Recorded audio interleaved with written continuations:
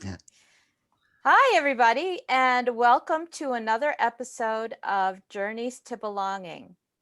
On this episode, actually, today's episode is a first.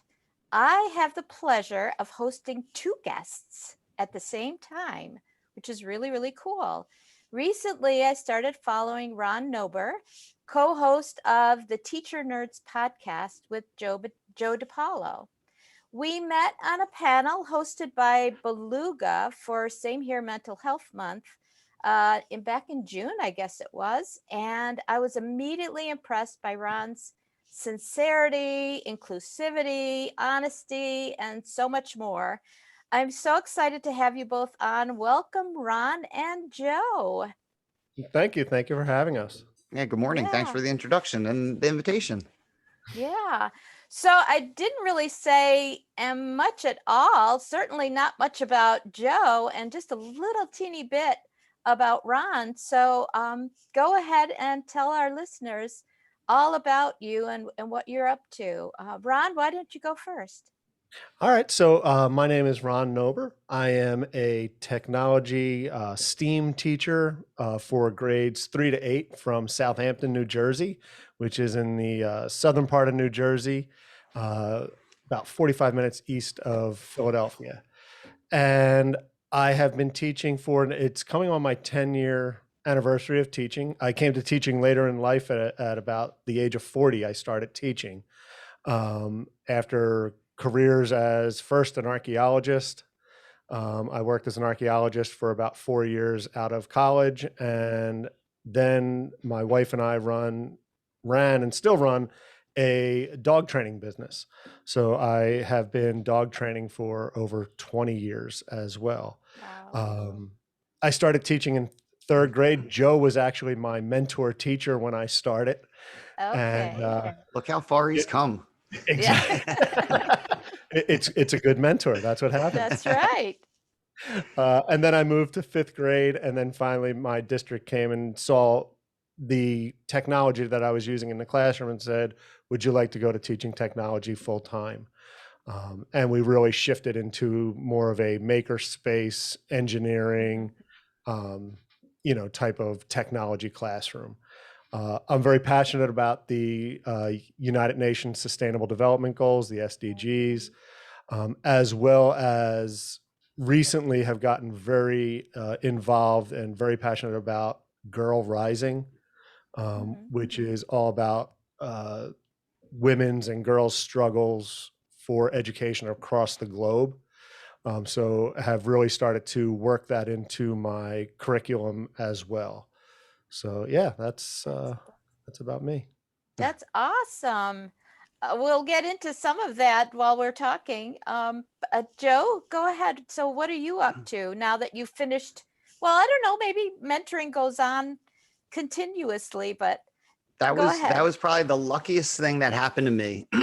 Excuse me. Our old superintendent came into my classroom one day and said, Yeah. and I think I was teaching maybe about 5 years, 4 years. I think I had just gotten the tenure. And he says, what do you think about mentoring Mr. Nober? And I went, who? And he said, Ron, Donna's student teacher. And I was like, oh, Ron. Yeah.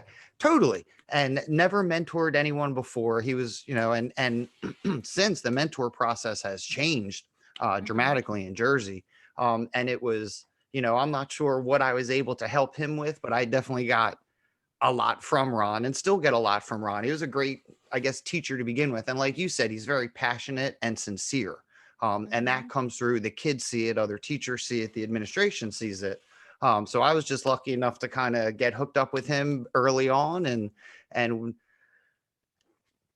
just watching him in the classroom and really, that he's been my inspiration for everything I think I've started. We kind of got hooked up as mentor mentee and just crushed it ever since.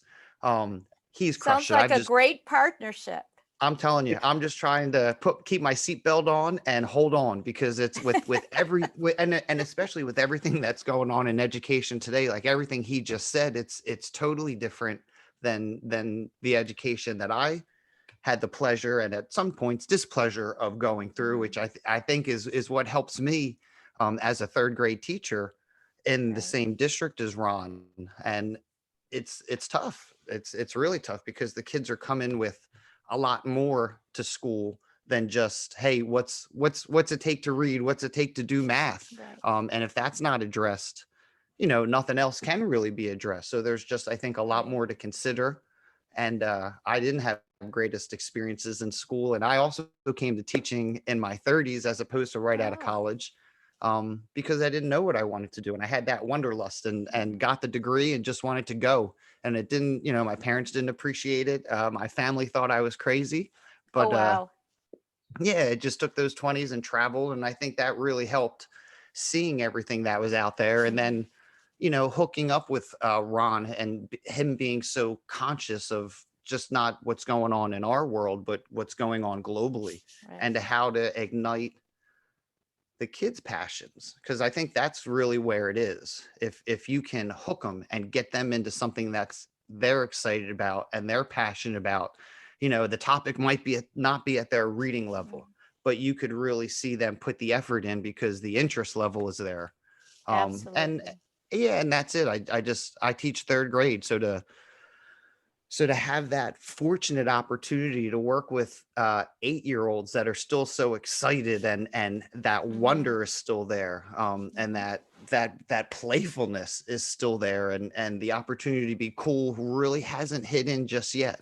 It's a really cool opportunity. So that's where I just kind of try and spark their curiosities and not turn them off to school the way I was turned off to school. And coincidentally, it was fourth grade where I was like, school's, I failed my first test. I really started to get in trouble. And it was a science test. I got a 60 on it. And from there on out, it was the downward spiral. Yeah. It's wait, the three of us have a lot more in common than I knew about. First of all, late to getting into teaching, that was me too. I was in my late 30s when I sort of fell into it accidentally. And also teaching third grade. My first 4 Nice. years were teaching third graders. So I know what you mean. They were language learners also. And so that was an added layer. And I'm sure you have language learners in your classrooms too.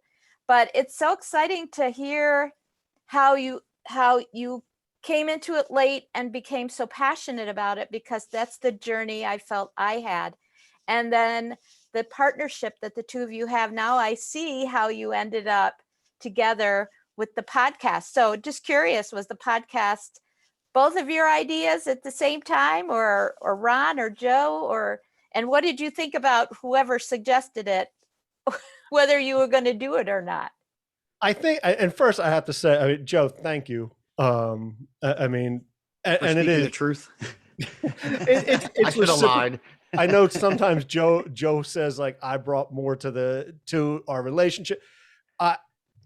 It is reciprocal. Like I feed off of Joe and what he's done, and I watch him in the classroom and get inspired. So it's definitely reciprocal. I think we always say, like, I think the podcast kind of just grew out of, we would have times like after school, Joe would stop by my room, and then next thing you know, it's 4:30 when school ended at 3:15. And we said, we should have these conversations. We should record these. Like these aren't conversations just for us. Awesome. And it was Ron. Ron was like, why don't we just, we had the equipment.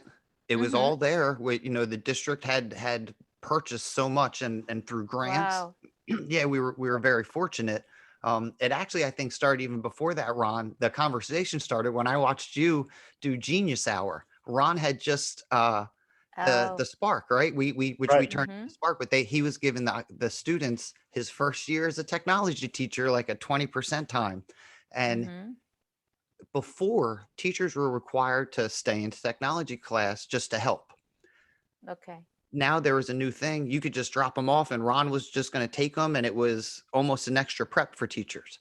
And I thought, you know what, let me hang out and watch. And it was just crazy to see how excited the kids got. And I remember going to Ron saying, hey, can I bring this into my class? Like whatever this, and Ron was like, Yeah, and it was funny because when you start to hear about Genius Hour and the 20% time, that's kind of like the point of it, right? That Yeah, now they have free time and they're not just going to go read, they're going to do something. So the conversation right. started when I started hanging out and watching him teach technology. And I didn't come to watch. I'm like, I was his mentor. And this was his first year teaching this position. He went from third grade to fifth grade to now technology. And I'm Yeah, like, and I know sometimes as a specials or watching specials teachers, sometimes the behavior can be so it's I think sometimes just having the teacher in the room, but it was right. just really great. And like Ron said, the conversation started, and Ron was the one that said we should record this, Yeah. and following Chris Nessie, and Hmm. him just focusing on podcasting, and we hit Yeah. play, and here Yeah. we are. Yeah. Yeah, that's just really awesome. But on your side, Joe, it's really, you could have walked into that situation and like there are people, teachers, educators, administrators who would say, "Wow, that's really noisy. How could they possibly be learning in that atmosphere?" Right? But you picked up on that's exactly what I want in my classroom. Students have agency. They get to choose, they get to because of that, you saw all of that enthusiasm and interest. I mean, you mentioned it a little bit earlier about the fact that even though a reading level may be challenging, the students are willing to go that extra mile to figure it out or ask questions because they're interested in it. And I was that's just so much of it. You actually saw the opportunity. Not everybody would see the opportunity that you saw when when you walk by. But that's really interesting about how you got started. Yeah. all for my mentee. Yeah. Well, like I said, partnership, and that's the way a mentor mentee relationship should be, Well, that's is reverse mentoring, right? Like that's why even a lot of times they'll pair older teachers up with newer mm-hmm. teachers to get both sides of the coin. I thought it was awesome. Absolutely. Absolutely. And yeah, it was genius whoever put the two of you together. So kudos to him or her. Mr. So Harris. Shout out to Mr. yeah. Harris. Yeah. Yeah, yeah. So the first question I always ask my guests is, if I say the word belonging or feeling a sense of belonging, what's the first thing that comes to mind? So Ron, you want to go ahead? Sure. So, and I kind of knew this question was coming from listening to your podcast. So I did Okay, do some thinking about it. good. Um, and for me, I think it's, a group of people, right, that are going to love and care for you, Mm-hmm. and who are going to help you grow and learn, but maybe also sometimes challenge your thinking. And if you would have asked me 10 years ago, I would have said people around you. But now that I've gotten onto social media and through the podcast, they don't have to be around me. A lot of the people that I feel a close belonging with, I've never met in person. I've met on a screen. So it's and people who have inspired me the most. Mm-hmm. I would say like two right off the bat, like Dr. Jennifer Williams and Julia Fliss. I mean, who have been like super inspiring to me and to what I've become as a teacher. And Dr. Williams, I did meet in person just before the pandemic hit, the fall before the pandemic hit. And Julia, I've never met other than, through the screen. So Very yeah, good. it's that close knit community, whether it's right here or across the globe. Yeah, community is really key, but I like the fact that you included that a whole idea of there isn't necessarily a distance factor. Joe, what about you? Well, I was going to start off with the fact that it was a sense of community. And I think in that community, you Mhm. can, or maybe even in a school-wide or a classroom community, you would expect to fail and then Mhm. grow from those failures and know you're in a safe place to be able to go up there and try something and fail and be critiqued by your classmates and know it's not putting someone down or putting an idea down. Right. It's trying to get that idea to grow. And you want, so that would be that sense of belonging. Like you're safe, you're able to make mistakes, you're able to be yourself, you're able to shout something out that you feel without being put down for it. Yeah, that whole idea of safe spaces Yep. is really important in terms of feeling that sense of belonging, whether it's distant, a community that's, sort of distant from you, or people that are distant from you, or whether you're right in the same classroom. But yeah, if that safety isn't there, it's very difficult for you to go out on a limb and to try. So if we're telling students it's okay to fail, we can't have that if they don't feel that they're going to be caught. It's kind of like that exercise, that team building exercise you do, where somebody's standing behind you and you just have to trust that they're going to catch you if you fall backwards. If you don't have that trust, then you're not going to extend yourself to make mistakes. And we want our students to feel that they can make mistakes and be caught. So yeah, so that's really important. I think I just came up with the title of my next book. Not that I've written a book before, Okay. but the classroom as a Yes. safety net. I like that idea that Oh, they're going to yeah. come in and they're going to be able to do something. And if they fall, it's okay because the class is there to catch them. I Nice. love that idea. I would definitely read that book. Well, you helped inspire it.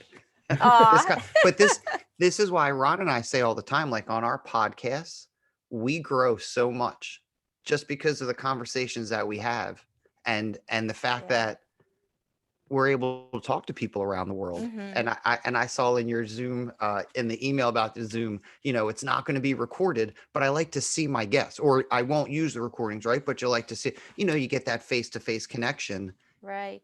And then the ideas that get tossed around. I mean, it's an awesome sense of community and belonging. I know. And considering the fact that, as Ron was saying, we've never met in person, Right. but I feel like I know Ron pretty well. I know if I needed advice about something, I could ask either one of you. I mean, it's amazing that, I used to be a lurker when I first started on Twitter 10, 12 years ago. And, that sort of mistrust of sharing information and seeing what kind of feedback you're going to get, because you hear negative things about social media. But it's my lifeline. I couldn't live without it. And so, the proof is what you and Ron are saying about just being able to connect with people that you've never met and learning from each other. I think it's also really important, and I forgot to mention it, the fact that the two of you formed that bond and that collaboration that is so missing from teaching. The inability to find time to reflect and also be able to reflect with others. And I see it talked about more often now, but I still feel like we don't necessarily make the time to do that. So that was really wonderful that the two of you, even though it was, I'm going to be late getting home or whatever from work, that it was so valuable that it, that you continued to do it, and then you turned it into your podcast. So I just wanted to mention that whole idea of collaboration and being able to bounce off of each other. And I think that, the whole idea of professional learning communities and PLNs, that's why we feel that community and that sense of belonging, is because we have not necessarily the same ideas, but we do learn from each other. I wanted to ask you, you both share similar stories, and I as I said, I do also, about starting your teaching careers later in life. And I'd love to hear from each of you what that journey was like, and especially your why. Why did you get into teaching after that amount of time? And is it the same why that you have now? Joe, you wanna go, or? Ron, why don't you start this? All right. You let's keep with you going first. Okay. So for me, I think what I found was, I guess what's got the idea started was our dog training business was really doing very well. Mhm. And what happened was the collapse of 2008, the real estate collapse, and people's discretionary income. And the difference in what we were making from one year to the next was dramatic. I mean, it was really dramatic. And my wife and I talked about maybe we need to have something where we can count on a steady income coming in and then do some of the dog training as well. And I had no idea what I was going to do. I had been an archaeologist and it was great coming out of college, but it was living in a hotel Monday to Friday and being away from my wife. And I had known dog training. And when I really started to think back, what I loved most about both was educating people. So I loved being able to educate someone about dogs and see like their eyes light up when they started to understand why their dog was doing something or how I could help solve a problem. And with archaeology, I always loved when someone might come and visit a site and I could explain to them what we were finding, how old it was. And again, like handing an artifact to someone and saying, hey, besides me, you're the first person who's touched that in 3,500 years or something like that. That was what I loved. And even if it was working to educate my colleagues, maybe I had some more knowledge than what they did about a certain, site or area that we were working in and being able to educate them. So it didn't matter whether it was children or adults. I started to really find that I loved the education. So, it was after that I decided to go back to school and get my master's degree and teaching certification. And I did that all while, running the dog training business with my wife and then working at a vet clinic and then going to school in the evenings to get my degree. And I think that really is still what, I'm passionate about. It is seeing that spark in, whether it's, again, a staff member who I'm helping out, a colleague that I'm helping out with something and finding joy or interest in what I'm showing them, a new tech tool or the SDGs or something like that. But also the students when they realize that, something they did, you throw it out to an authentic audience on Twitter or something, and they're like, oh my gosh, this person here in this country liked what I did. Like there's just that spark in their eye. So, seeing that is still what gets me excited about education. Yeah, it's great when you find your why and you're able to pursue it. A lot of reflection, it sounds like, in order to get to that point. So that's awesome. Joe, how about you? I kind of fell into it by accident. I like I said, I wasn't into school from fourth grade on, and that included high school, and went to two different high schools because my parents were tired of paying for the Catholic education and getting the D's and F's. And my first freshman year GPA, my friend's older brother, after seeing my report card, said, "Your parents are going to kill you. Like it's a 0.9 something." And I said, "What's that mean?" I didn't understand. I didn't care. It took me 4 years to get my associate's degree, and which is supposed to be a 2-year degree. And just, I think it was the best and worst case scenario for me. At 19, I fell into a restaurant job, and it was working hard, making a lot of cash. And when I failed those classes at the community college that my parents were forcing me to go to, I was able to work the weekend and pay for, next year's class on Monday. And that was the cycle. And I didn't really think about education until a guy we worked with at the restaurant, who eventually became one of the administrators that hired both Ron and I as a curriculum coordinator, Oh, wow. Yeah, he kept saying he was a bartender, and he had a good work ethic as well, because would go to school and then come to the restaurant on Friday and Saturday nights and keep Sunday to do it. But it's not about him. But he was the one that was, saying Mm-hmm. you should teach, you should go into teaching. I'm like, nah, too much responsibility. And an opportunity for a coaching position came up for soccer, and they couldn't get anyone. And I was probably 21 or 22. Mm-hmm. And he said, just put in for it. And I said, nah, I don't want to do it. Nah, I can't work with kids. And while we were at a restaurant meeting, one of the managers was talking about how people should be with the kids that come in. And you should, and it'll never forget, his name was Tommy D. And he goes, you know what? Be like Joe DePaulo. When those kids come in, talk to the kids. Talk to the kids. Joe, keep it up. And I was like, I didn't even notice that I was Wow. doing it. And so I ended up going for the soccer position. That didn't happen. And then they convinced me to sub. And I was so lost. I'd get up, the phone was ringing at 5 a.m, and I wouldn't want to get it. And my girlfriend was waking, because I was still working at the restaurant. And my girlfriend would Mm-hmm. wake me up and, Connie's on the phone. There's a job. You should go in and sub today. I'm like, oh my God. And it just started to steamroll. And even I went back to school. I started to get that bachelor's in education. And I was skipping my developmental psychology class because I was so lost.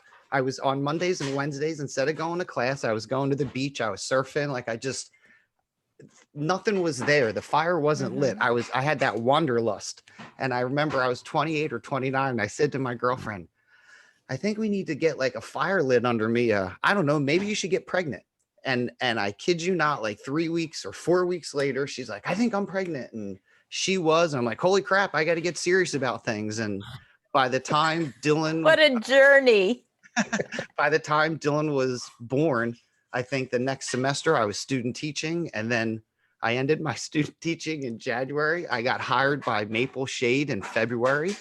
And by the following September, I was hired in Southampton, and Wow. here we are. So I don't know what my why was. I think I fell into it and I liked it. Mm-hmm. It was fun. And that work ethic was already there, because it's working in the restaurant, and I wasn't just working, I was working, and we would travel, we would go places, and it was a Mm-hmm. blast. So to really find yourself and figure out, hey, teaching's a pretty good gig. And then I got into it and started saying, I'll never teach the same way that my other teachers taught. And there I was, spelling tests Yeah. every Friday, and the week for Mm. the anthology, and then all the quizzes on Friday. And I'm like, this stinks. And I'm telling you, a couple years later, I got into Ron, the behavior part, the classroom management. Mm-hmm. It was pretty simple, because I still treated them like people. They were little kids, and I say I get to work Yeah. with 8-year-olds all day, like, and sometimes the Right. 8-year-olds are tough, but if you remember, they're just little kids, and Mm-hmm. and you start to learn the behavior's not directed at you. There's a reason. So you start to figure out why are you so mad? Why are you so upset? And you have those conversations, and then you Yep. just meet someone like Ron, who's bang, bang, bang, bang, like, holy crap, like SDG, what? Like, this whole Girls Rising, and it's just, you could take it so much further, especially once you understand, why is this happening? Okay, let's address this. Now Mm-hmm. here's your opportunity to fly, push him out of the nest, and you watch him go. And I think that's my why now, to give him that opportunity, because it's not just sit there, Yeah. listen, and spit out the facts. Mm-hmm. Ron and I say all the time, or I say all the time on the podcast, right? Everyone's got one of these, even in third grade, Mm-hmm. everyone's got a third, a device, a Right. phone. So it doesn't matter what but what are you going to do with what you know? And then Right. because of Ron, twitch it up a notch. How is that going to change the world? How is that going to Mm-hmm. make, someone far away or someone at home, how is that going to make things better? They say all Right. the time, right? The world was designed by humans, so it's going to be improved upon by humans. So you have to take that, I guess, that designer's eye look, Mm-hmm. to your students and show them. Right. I love that. I mean, both your stories are really amazing and so different. And to think that you ended up at the, sort of similar places, it's really interesting. But for Joe, I can see how much your passion is in ensuring that your students don't have the same type of experience that you did, which completely turned you off from school. Again, another similarity, I graduated high school a year early. I graduated in 73 instead of 74 because I couldn't wait to get out of school. I hated it. Yeah. Was not such a great idea because, I was 17 and I don't think I was ready. But I just, so I can totally understand your journey, but it's just so amazing that the thread that's there is what you said was the work ethic. And then colliding sort of with Ron, the two of you have been able to expand what you do. So I'd like to talk a little bit more about the Sustainable Development Goals, Girls Rising, your collaboration and your interest in it, in making sure your students understand there's a world outside of of the classroom. So tell me a little bit more about what that looks like in your classrooms, maybe how you got started for our listeners who might not either know about the Sustainable Development Goals or those who have heard about it, but they're really not sure how to get involved or use it in their classrooms. So it started, it was October of 2019. There was a conference here in New Jersey called Rewire. And it was the second Rewire conference. There had been one the year previously, and it was Glenn Robbins was superintendent of a local school district, and he started this Rewire conference, and Dr. Jennifer Williams was presenting at that October conference. And I, being a technology teacher, one of her sessions was about technology and storytelling. So I went in and she started to talk about the SDGs, and it was right there. My bachelor's degree was in anthropology. So I loved learning about cultures and why cultures were different. And, and archaeology was the truth about cultures, not just what people had written down, but what was the actual truth, right? Because the truth was in the ground. It was in front of you. And learning about that. So like the SDGs, just, it made sense to me.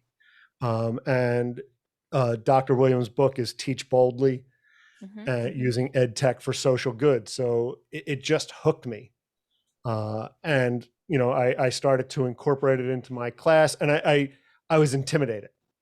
I'm not going to lie. When I first started, it was, these 17 goals, and there's, then each of the goals has different points underneath each of the goals. And it was just very intimidating. So I just said, you know what? I have a new marking period coming up. I am going to incorporate this into my 8th grade class. I had already been doing a project where students would build a prototype for footwear out of cardboard and things like that. And I had the marking period previously, they had to do it and bring attention to a cause they were passionate about. And people did it for breast cancer and suicide prevention. And I said, all right, this next marking period, we're going to do it with the SDGs. They're going to focus on one of the SDGs. And I had thrown it out there, and there was a teacher on Twitter who saw my previous, shoe design project and said, hey, that was awesome. I'd love to get involved with that if you're interested. And he was in Indiana. Again, someone I've never met in person, and his name's Spencer Sharp.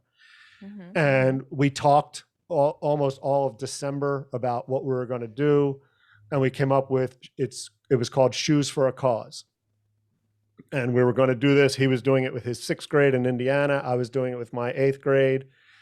And he said, what if we auctioned off the shoes at the end. And I was like, oh my gosh, that's a great idea. So I put together a website, and we didn't want to, I'm not a fan and have never been a fan of cash coming into my classroom or checks or me being responsible for the money. I think it gets too hairy and too many questions get raised. So what we, excuse me, what we decided was people would bid on these shoes. And if you won your bid, you would just donate to one of these charities that we had designated 3 charities. Send us an email with a screenshot of your receipt for what you donated, and we would mail you out the shoes.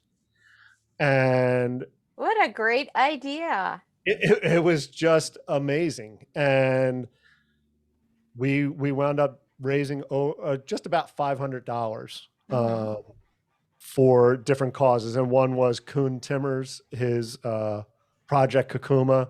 We donated money there. And it was amazing. I think one of the pairs of shoes, it was a pair of cardboard flip-flops that students had made, went for like $200.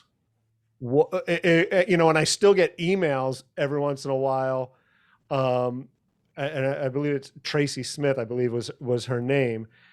And, she'll say like, oh, I had those slides on today around the house or something. And I'm like, they're I can't believe that, cardboard slides. But they did. And Joe bought a pair and bid on a pair. And I hang them in the classroom. And you talk about a conversation starter. I brought the kids, they were trying to focus on pollution in the water, which I'm a huge fan of, because there's one thing I hate is floating in the lineup. And if, it hasn't happened in a while, but I'm not going to say it's never happened, where trash floats by. It was kind of disgusting. And it was just a great opportunity to help support, what Ron was doing and what the kids were doing, because not only do my kids see it, but they got delivered by the kids who made them. And just like their expression on their faces and their emotions and how excited they were. And I think I only spent $25. But you know what? Like that's what I could afford. And yeah. And I mean, so that project was, started it, and then unfortunately the pandemic hit. So that kind of, we didn't have it last year. I'm hoping this year to do another Shoes for a Cause, and I'm hoping to maybe bring in more educators this year, who may want to be on board and, do it. And then Girl Rising just was kind of happenstance. My work with Girl Rising was, it was a Saturday or Sunday, and Julia Fliss had put out something about, she was doing this project with Girl Rising.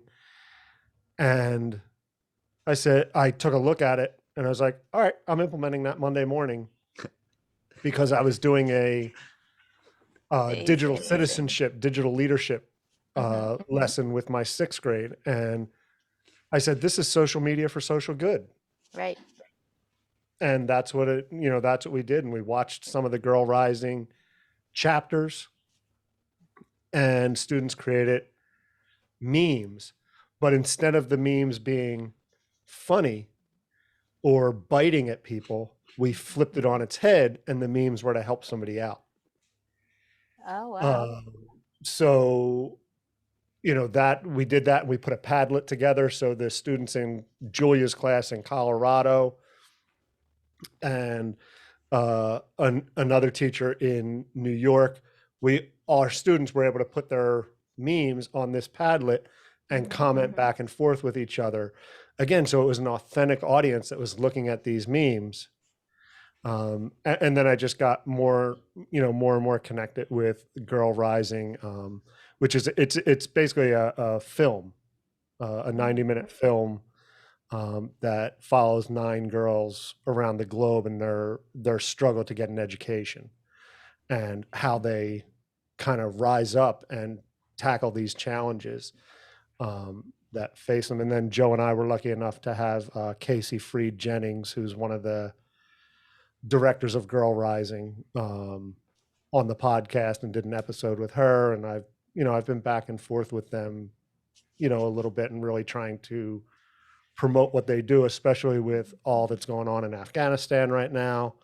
Yep. And the possibility that, girls and women could be losing some of that education that they've fought to gain over the past 20 years. Mm-hmm. So, Yeah. I think, and again, the kids, with Girl Rising, it's about education. It's about kids going to school. My SDG 6th 4. grade, right. It hits a bunch of the SDGs, Yeah, right? it does. Like equality. And then and that's the beauty, I think, of the SDGs is, you start on, well, why are these girls not being educated? Oh, well, there's poverty.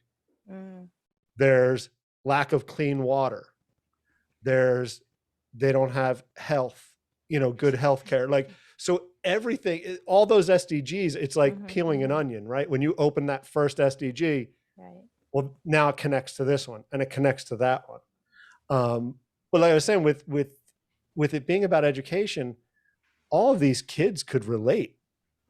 Whether you're in New Jersey, you're in Colorado, you can relate to someone either wanting an education or being in school. And I think the pandemic even helped students realize more of not getting the education or not being in the classroom. And there was even more of a passion about it. So, and that's I think the beauty of the SDGs. You can bring them into any lesson, any curriculum, and you can make it connect. And if you give them an authentic audience to share it with, there's nothing better. Yeah, I think talking about all of those pieces and looking at it from a project-based learning, deeper learning kind of lens, I think is really important. Joe, how do you work with the SDGs, design thinking and those things in your classroom? Well, and as 3rd grade, the topics are still important, but I think how I address them are going to be a little different than maybe Ron would do it with a 7th grade class. So we start off with SDG number 3 with health and wellness. And it's one of our first lessons for our health class. And we introduce the SDGs and SDG number 3 with its 3 components. And we talk about the 3 levels of health. And then we start talking about how can we spread the word? How can we make other people aware? So we'll start making we love video, and our school is fortunate enough to allow all the teachers and the students to have accounts. Nice. The paid subscriptions. So the kids start using video, and through Ron's technology class, he introduced Canva and Canvas. So the kids are creating, just different ways to get the word out about SDG number 3 and the SDGs in general. And then with our persuasive writing unit, I'll pick one of the SDGs. Usually we'll start with life on land and start to persuade people, maybe just keeping it simple, not to litter. And we'll start to bring in articles during a reading class where we'll read and get some information during reading, and then take what we read in reading and then start to write persuasive essays and go through the curriculum that way. And the kids will start, like Ron was saying, their passion will start to come out and say, hey, life underwater, that's like littering in the ocean. So if, maybe they're more beachy than, and we live in a very rural district that's about maybe half an hour, 40 minutes from the beach. So you do have a lot of hunters, but also a lot of fishers as well. So it's just really cool to see the kids' passion start to take off. And then it's, once we introduce them, we have a spark time where we'll take time during the school day, and then anytime they have extra time, as opposed to just reading silently, if you want to work on your passion project. And some of the passion projects are fueled by the SDGs. And we really started when pre-pandemic, when Australia was having their wildfires, and our biggest project was dollars for koalas, where the kids were seeing on the news all the koalas, just their habitats and being burned. And all of a sudden now we're bringing into science, and now we're no longer in the persuasive writing unit, but the kids are using those skills from 2 units ago, and now making persuasive videos with videos to start a campaign and to start, the word, this is what's happening. Have you seen the news?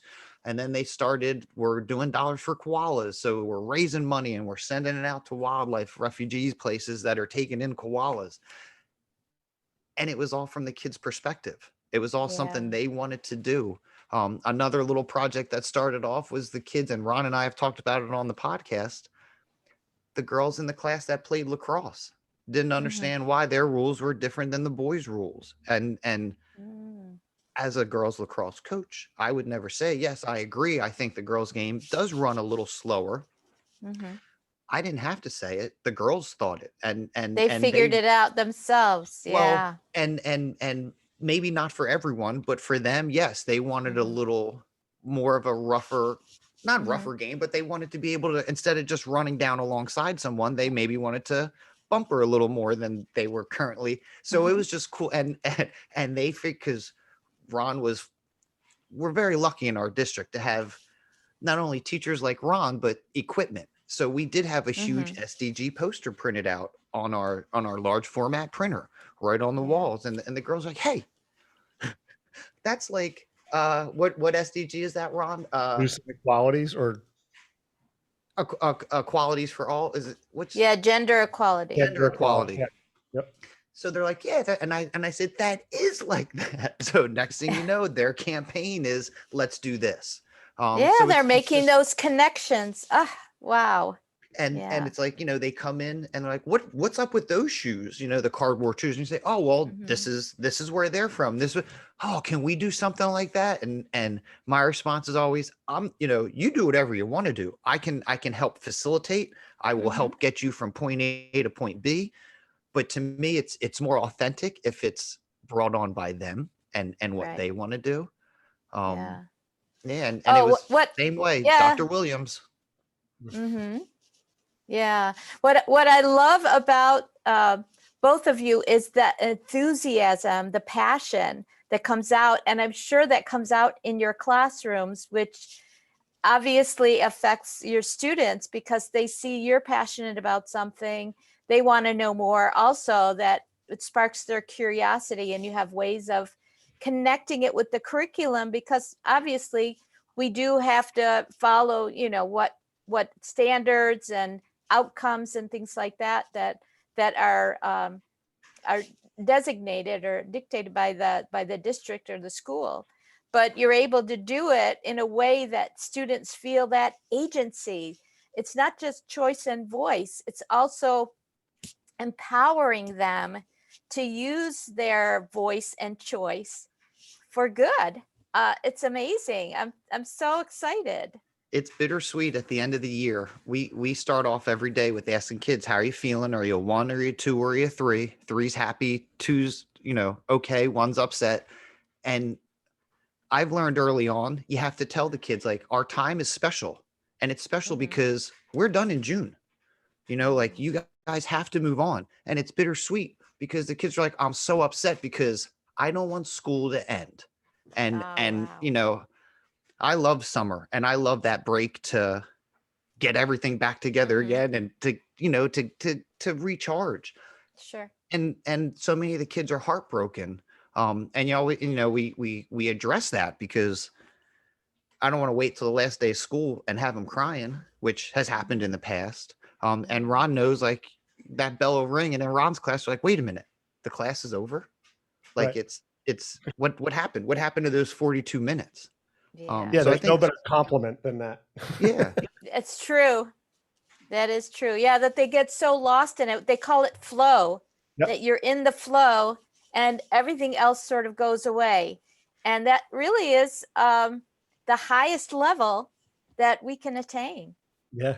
So, so if you're talking like Bloom's taxonomy or anything like that, I think it's even higher than that, where you're creating, but you're creating for a purpose.